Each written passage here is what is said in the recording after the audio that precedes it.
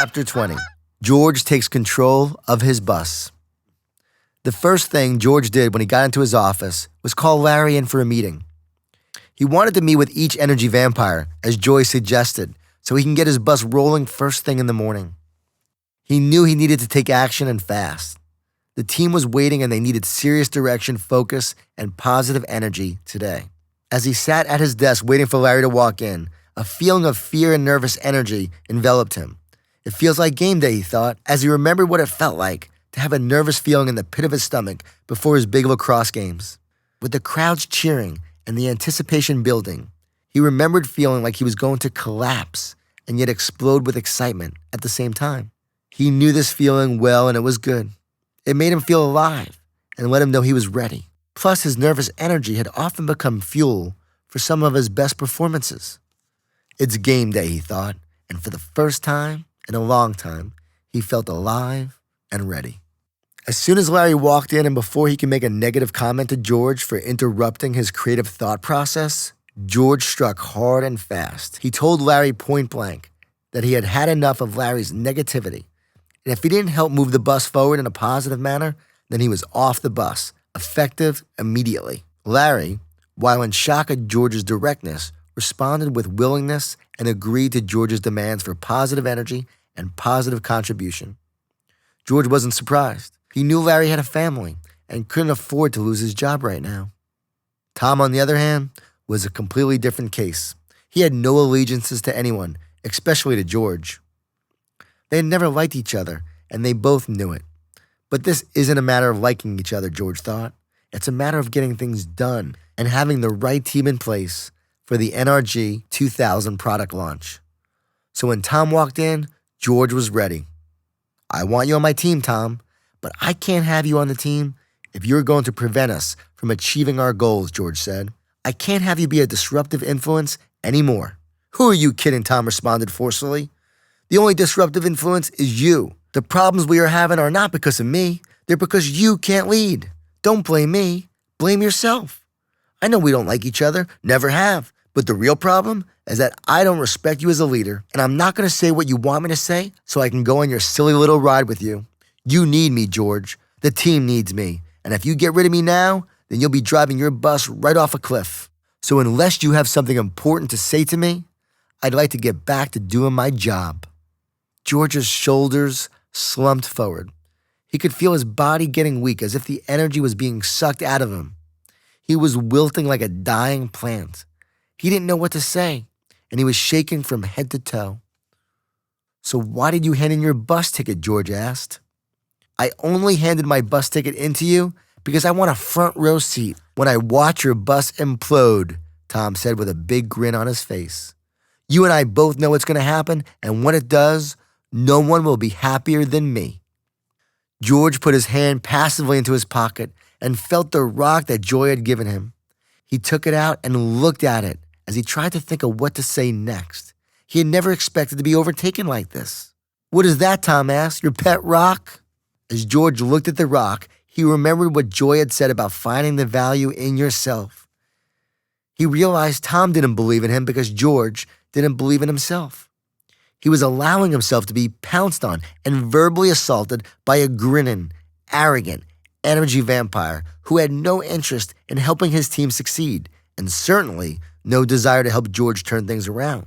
And worst of all, he was taking it, just as he had taken it in the past few years, from everyone and everything.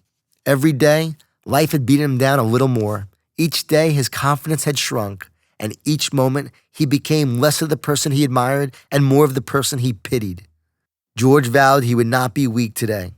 He had vowed he would be strong. Yet here he was, being weak and beaten down again. Enough, George thought to himself as he clenched the rock in his fist. Enough, he thought as the word echoed throughout his entire body. Tom took a step back as he saw a transformation come over George. No longer will I become a punching bag for life, or anyone else for that matter, George thought as he took a step toward Tom. You think I'm just going to sit here and let you talk to me like this, George said. Before Tom could answer, George said, think again. Are you very talented? Of course you are. Could we use you for this product launch? You bet. But I'd rather have less talent and a team that is all moving in the same direction and striving for the same goals than a team with someone who has your attitude. So guess what, Tom? If the bus blows up, you won't have to worry because you won't be on it. Effective immediately, you're off the bus. I didn't want it to be this way, but what you just said to me and your attitude give me no other choice. You are fired. Tom's jaw dropped as he stood frozen in shock. Then he turned, walked out of the office without saying a word, and slammed the door shut. One energy vampire off the bus, George thought, as he stood there, still shaking from the argument. It wasn't easy, but he knew it was the right decision. Even though Tom was one of the most talented people, which is why he had put up with Tom for so long, it had to be done, and the team would be better off for it.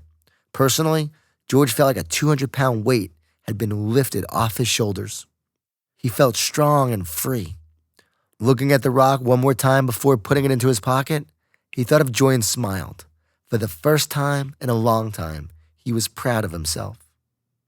George's plans for the three wolves included Joy's recommendation of simply isolating them from the team since they didn't want to be on the bus. But when Michael walked into his office with guns blazing, telling George that he was crazy for firing Tom and that this surely meant the bus was going to go up in flames, and so was George, he had no other choice but to tell Michael it was this bus's way or the highway. Michael, too proud to succumb and too angry to retreat, quit and decided he would get on another bus, traveling on another road. That makes two, George thought. After the fireworks show George had experienced this morning, he wondered what else could be next. He didn't like conflict, fighting, or yelling. He certainly didn't like firing people or losing two members of his team, but he had vowed to stay strong and true to his vision. It was either this or failure. He was ready for battle with Jamie and Jose, but truly hoped they wouldn't have to exchange blows. When George told Jamie she was either on his bus or off it, she agreed to be on it, but then hit him not with negativity, but with the hard truth. "I've worked for you for several years now, George," she said, "and every year, every day for that matter, you seem to get grumpier and more bitter. We even had bets about when you would just implode, not just show up one day and give up. But every day you kept coming in, making yourself miserable and your team miserable in the process. This team is a shambles not because of us, but because of you. None of us could believe they kept you so long. And so when you told us you wanted us to get on your bus, I'm like, there's no way I'm getting on his bus. Why should I when his bus has been trudging along aimlessly for the past year? But if you say I have to get on the bus to keep my job, I will. I'll get on. But I want you to know why I didn't get on in the first place." George sat there stunned. He knew everything she said was true, and yet it was difficult to accept it. He didn't know what to say or how to respond. He wanted to tell her about Joy, the energy bus, and what he had learned, but he was paralyzed. And besides, he didn't have time to get into it. All he did was thank her for her honesty and for being on his bus, and wait for Jose, who was about to deliver another blow. When Jose walked in, George immediately said that he was surprised that Jose didn't want to get on his bus after all they had done together. Jose didn't pull any punches either and came right back. "That's right, George," he said. "I've given you my all. I've done everything you asked me to do. I stay late. I work weekends. I pick up everyone else's slack. And not once do you say thank you. Not once do you tell me that you appreciate my hard work and loyalty. When I asked you for a raise, you said you would think about it and never talked about it again to me. What's that all about, George? You just walk around here worrying about you and your job, and you don't really care about me. So when all of a sudden you ask me to get on your bus because you want to save your job and don't think we don't know that if this launch fails, you're gone because everyone knows that, I'm supposed to get all excited and go, whoopee, I'm on the bus. It's not happening. It's hard for me to get on your bus when you surely haven't been on mine," he shouted. Once again, George was hit right between the eyes. He had been taking a lot of blows lately, and this one coming from the person he liked and trusted the most was the hardest. But he knew Jose was right, and there was nothing he could say to make Jose feel better at this moment. He was fired up, and George understood why. "You're right," George said. "You're right. That's all I can say." Jose, who was expecting to get fired, was surprised at George's response. He had seen Michael and Tom walk out of the office earlier and thought everyone was getting fired, so he was stunned and relieved at the same time that George was acting so calm. For a few moments, George and Jose stood there in awkward silence, both not knowing what to say. Jose spoke first. "Okay, now what?" he asked. George stood silent, considering now what, as a thought popped into his head that said, "You can't change the past. Let go. Create the future." "Now we create our future," George answered confidently as his eyes lit up.